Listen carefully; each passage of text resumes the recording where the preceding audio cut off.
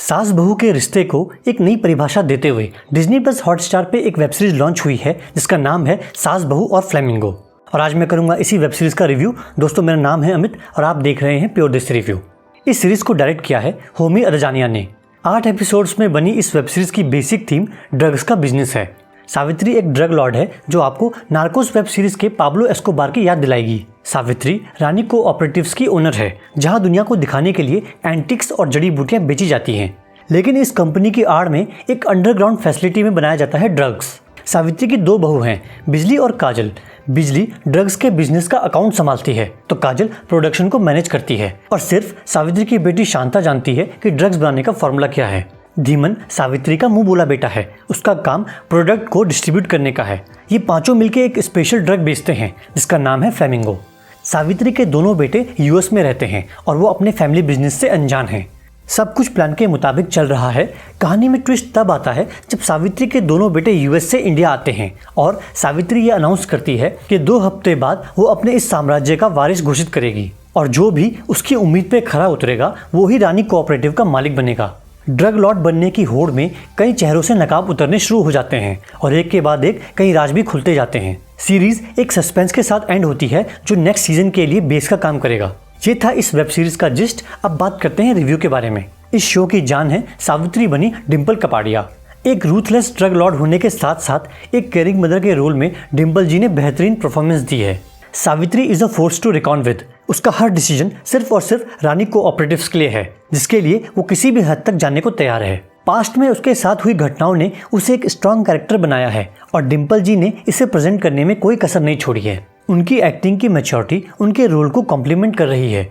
डिम्पल जी के बाद next best performance रही है अंगिरा धर की, जिन्होंने छोटी बहू काजल का रोल निभाया है। एक अग्रेसिव और लीडिंग कैरेक्टर को उन्होंने काफ़ी अच्छे से प्रेजेंट किया है। उनके फेशियल एक्सप्रेशन और डायलॉग डिलीवरी की टोन बिल्कुल परफेक्ट है, लेकिन इतनी लंबी चौड़ी कास्ट में सिर्फ ये 2 एक्ट्रेस ही अपनी परफॉर्मेंस से इम्प्रेस कर पाई। वैसे धीमन के रोल में उदित अरोरा ने भी ठीक ठाक परफॉर्मेंस दी है। इस सीरीज में दीपक डोबरियाल भी है जो मॉन्क के बेस में रहता है लेकिन काम ड्रग्स बेचने का करता है। मॉन्क सावित्री का कॉम्पिटिटर है। इस कैरेक्टर को फेयरसम दिखाने की बहुत कोशिश की गई है लेकिन जो डायलॉग्स दिए गए हैं वो इफेक्टिव नहीं है।